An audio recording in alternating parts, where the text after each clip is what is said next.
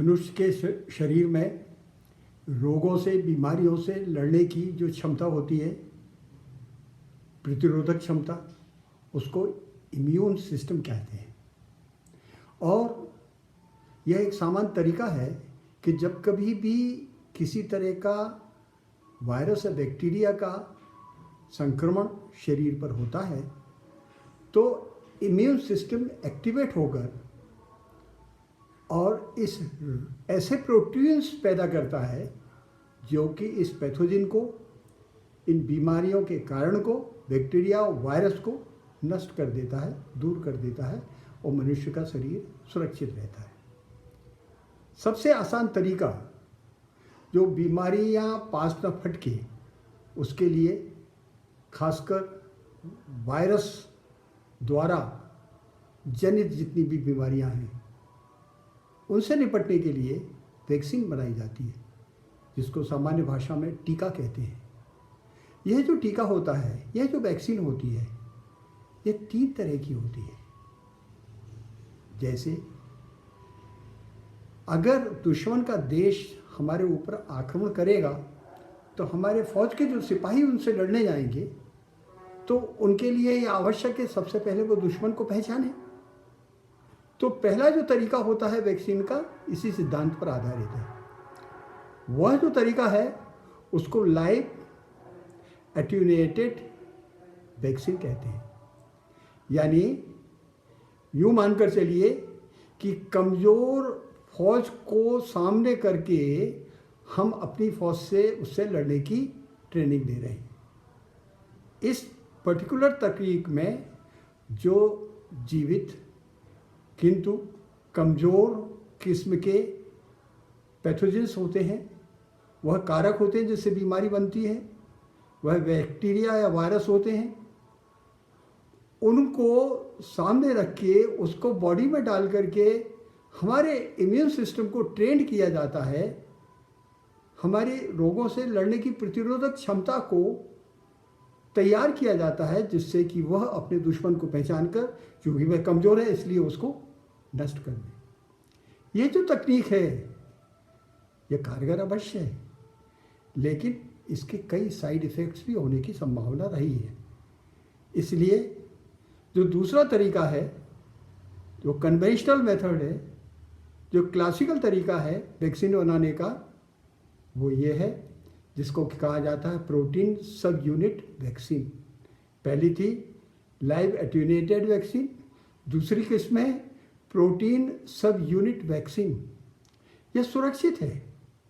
इसमें हम क्या करते हैं कि जिस तरह से हम अपनी फौज को एक कृत्रिम युद्ध द्वारा ट्रेनिंग देते हैं, एक काल्पनिक दुश्मन से लड़ने की ट्रेनिंग देते हैं, ऐसे ही शत्रु को पहचानने के लिए नॉन लिविंग जो पैथोजेंस हैं वो शरीर में, खून में, रक्त में मिला दिए जाते हैं, जिससे कि हमारा इम्यून सिस्टम उस एंटीजन को पहचान सके जो पैथोजन पैदा कर रहा है, जो वायरस पैदा कर रहा है।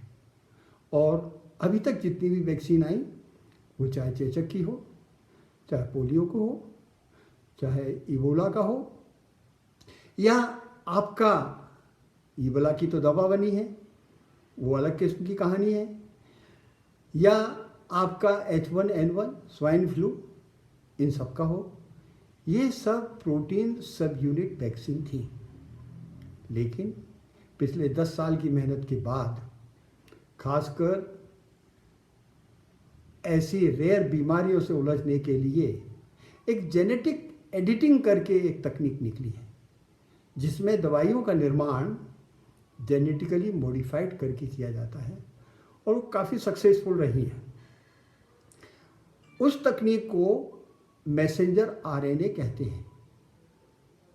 और ये जो नई तकनीक निकली है, जिसको कि कोरोना वायरस से लड़ने के लिए, कोविड-19 बीमारी भविष्य में ना हो इससे जूझने के लिए, फाइज़र और मेरिडोना नामक कंपनी ने जो टीका तैयार किया है, जो वैक्सीन तैयार की है, वो इसी जेनेटिकली मॉडिफाइड कृत्रिम मैसेंजर आरएनए के बेस पर की है।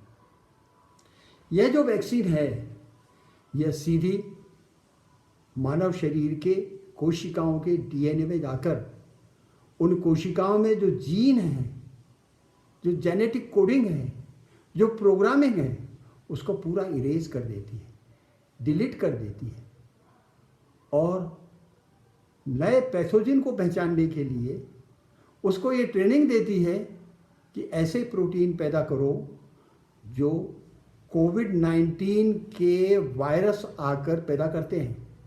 जैसे कोरोना वायरस में जो सबसे खतरनाक चीज़ है उसमें भीतर तो आरएनए है, एक ग्लाइकोप्रोटीन का उसमें कवर है और उसमें कांटे निकले हुए।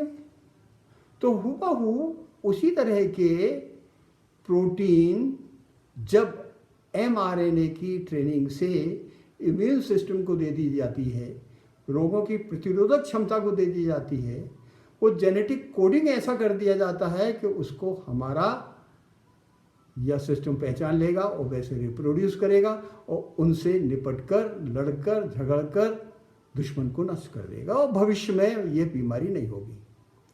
लेकिन मेरी जो आपत्ति है वह आपत्ति है कि फाइजर और मॉडर्ना कंपनी को इस बात की गारंटी देना पड़ेगी, क्योंकि जो एमआरएनए जब जेनेटिकल इंफॉर्मेशन जो ह्यूमन बॉडी में भेजता है उस समय इनके लिटरेचर में साफ लिखा है कि in order to overwrite and erase the genetic information that is already present in the DNA। ये बड़ा खतरनाक पॉइंट है। हमारे शरीर में चेचक का टीका लगा है, येलो फीवर का लगा है और भी बहुत सारे लगे हैं, डिप्थीरिया के लगे हैं। अरे चीन में तो उन्होंने 21 किस्म के वैक्सीन लगा रखे हैं। हमारे यहाँ तो ज़्यादातर 5 या 7 तरह का होता है, जिसमें सबसे खतरनाक होता है निमोनिया का, और ख़तरनाक होता है चिकनगुनिया का, स्वाइन फ्लू का, डेंगू का। इससे लोग बहुत मरते हैं। और ये जो तकनीक है वो कन्वेंशनल वैक्सीन है। और कन्वेंशनल वैक्सीन ने हमारे डीएनए में, इम्यून सिस्टम में ये जानकारी भर रखी है कि वह अगर H1N1 का आक्रमण हो, चिकनगुनिया का आक्रमण हो, डेंगू का आक्रमण हो, तो वह जैसे प्रोटीन बनाता है ऐसे प्रोटीन हमारा सेल बनाने लगेगा और उनमें युद्ध होगा। और वो चूंकि हमारे ये जो सेल बनेंगे, इम्यून सिस्टम स्ट्रांग होगा, उनको रिकॉग्नाइज कर लेगा तो अंदर घुसने नहीं देगा, बीमारी नहीं होगी। पर जब आप synthetic mRNA messenger ribonucleic acid, synthetic है, ध्यान दीजिए, सिंथेटिक, कृत्रिम रूप से बनाया गया है। और इन कंपनी के लिटरेचर में साफ लिखा है ये जब अंदर जाता है तो वहाँ जो इम्यून सिस्टम में ऑलरेडी नेचुरल मेमोरी है, मैंने हमने जो पुराने टीके लगा रखे हैं कन्वेंशनल, उसके वो सब मेमोरी डिलीट कर देगा, इरेज कर देगा और नए सिरे से मेमोरी डाल देगा। ठीक है, नए सिरे से हमको कोविड नहीं होगा, लेकिन अगर डेंगू हुआ तो क्या होगा। इसलिए फाइजर की और मॉडर्ना की जो वैक्सीन है उसको जनता में लगाने के पहले इन कंपनियों को इस बात का डेटा देना चाहिए कि अगर मैसेंजर आरएनए की द्वारा बनी गई वैक्सीन, जिसका कि अभी तक कहीं दुनिया में कोई उपयोग नहीं है, इसका डेटा भी सफिशिएंट नहीं है, इसकी जानकारी अभी बहुत कम है, इसके क्या साइड इफेक्ट होंगे इन्होंने बस देख लिया 95% जो है ये इफेक्टिव है। काहे के लिए इफेक्टिव है? कोरोना के लिए, कोविड-19 के लिए।